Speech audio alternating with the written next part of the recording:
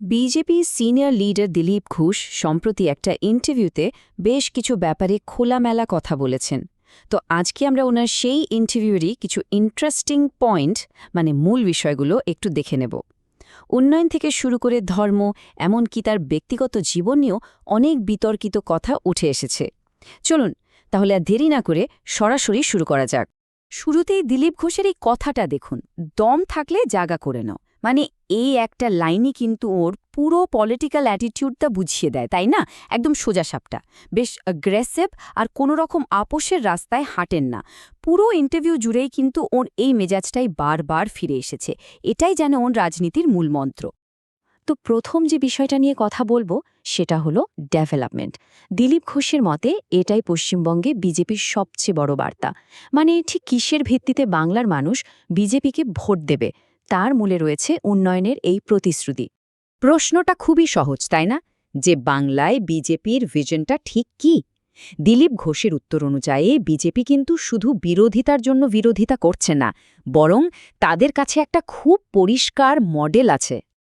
আর এটাই হলো সেই মডেলের মূল কথাগুলো।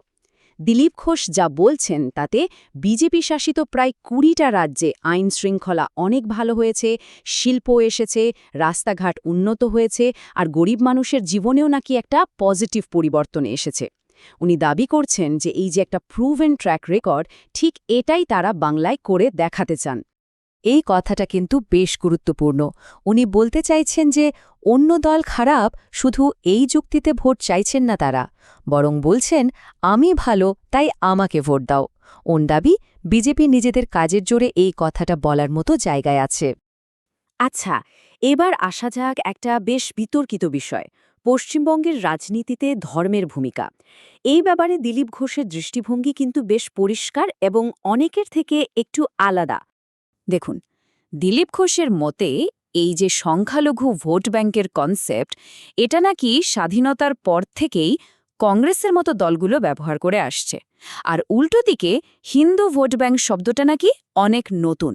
ওর মতে রাম মন্দিরের মতো ঘটনার পর হিন্দুদের মধ্যে একটা ঐক্য বেড়েছে, আর তার থেকেই এই ধারণাটা তৈরি হয়েছে। উনি দুটো কনসেপ্টের মধ্যে একটা স্পষ্ট লাইন টানার চেষ্টা করছেন। পলিটিক্যাল স্লোগান নিয়েও ওর যুক্তিটা বেশ ইন্টারেস্টিং। উনি মনে করেন নেতারা আসলে স্লোগান বানায় না, পাবলিক যেটা আপন করে নেয় সেটাই স্লোগান হয়ে যায়। যেমন ওর কথা অনুযায়ী বিভিন্ন সভায় জয় শ্রীরাম ধ্বনি এত জনপ্রিয় হয়েছে কারণ সাধারণ মানুষ এটাই চেয়েছে, আর নেতারা সেটাকেই মেনে নিয়েছে। চলুন এবার পরের সেকশনে যাই। এখানে এমন একটা অভিযোগের কথা বলবো যা বাংলার রাজনীতিতে প্রায়ই শোনা যায়, বাইনারি আর সেটিংয়ের অভিযোগ। সিপিএম আর কংগ্রেস তো প্রায়ই বলে যে তৃণমূল আর বিজেপির মধ্যে একটা গোপন বোঝাপড়া আছে। তো এই নিয়ে দিলীপ ঘোষ কি বলছেন? তার আগে এই দুটো শব্দ একটু পরিষ্কার করে নেওয়া যাক, তাই না? বাইনারি মানে হলো এমন একটা পলিটিক্যাল সিস্টেম যেখানে শুধু দুটোই প্রধান দল থাকবে, এক্ষেত্রে তৃণমূল আর বিজেপি। আর সেটিং হলো সেই গোপন আঁতাতের অভিযোগ যার মাধ্যমে নাকি এই পরিস্থিতি তৈরি করা হচ্ছে। তো এই অভিযোগের জবাবে দিলীপ ঘোষ একটা পাল্টা প্রশ্ন ছুড়ে দিয়েছেন। ওর মতে এই পলিটিক্যাল বাইনারি তো কোনো নতুন জিনিস নয়। উনি বলছেন পশ্চিমবঙ্গে বহু বছর ধরে তো কংগ্রেস আর সিপিএমই এই বাইনারিটা চালিয়েছে, তখন তো অন্য কাউকে ঢুকতেই দেওয়া হয়নি। আর ঠিক এই পয়েন্টে উনি আবার সেই কথাটা বলেন যে আমাদের ঢুকতে দেওয়া হয়নি, দম থাকলে জায়গা করে নাও, আমরা করে নিয়েছি।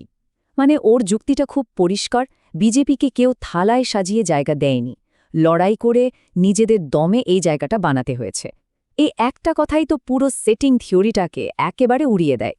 বেশ, চতুর্থ পর্যায়ে আমরা কথা বলবো বহিরাগত বিতর্ক নিয়ে। বিজেপিকে প্রায় বাংলায় বাইরের দল বলে একটা ট্যাগ দেওয়ার চেষ্টা করা হয়। এই অভিযোগের বিরুদ্ধে দিলীপ ঘোষের যুক্তিটা কি, চলুন দেখে নিই। এটা তো আমরা সবাই জানি যে রাজ্যের শাসক দল তৃণমূল কংগ্রেস প্রায় সারাক্ষণই বিজেপিকে বহিরাগত বা আউটসাইডার বলে আক্রমণ করে। এটা তাদের প্রচারের একটা বড় অস্ত্রও বটে। দিলীপ ঘোষের জবাবটা দিয়েছেন একেবারে পাল্টা উদাহরণ দিয়ে। উনি তৃণমূলেরই কয়েকজন বড় নেতার নাম তুলে ধরেছেন, যেমন ইউসুফ পাঠান, কীর্তি আজাদ বা শত্রুঘ্ন সিনহা।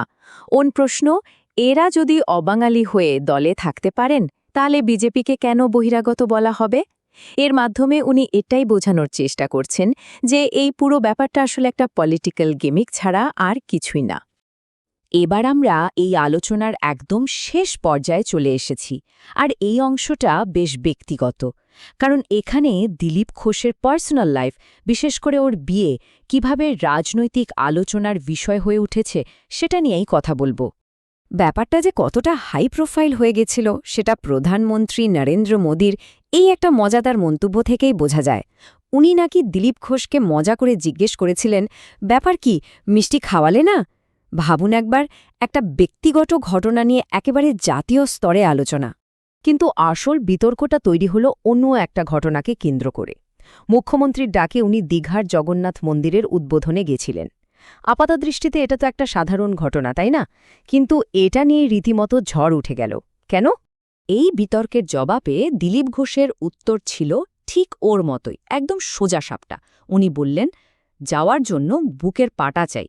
মানে এই কথার মধ্যে দিয়েই উনি বুঝিয়ে দিলেন যে এটা কোনো ভুল পদক্ষেপ ছিল না, বরং একটা জেনে শুনে নেওয়া সাহসী পলিটিক্যাল স্টেটমেন্ট।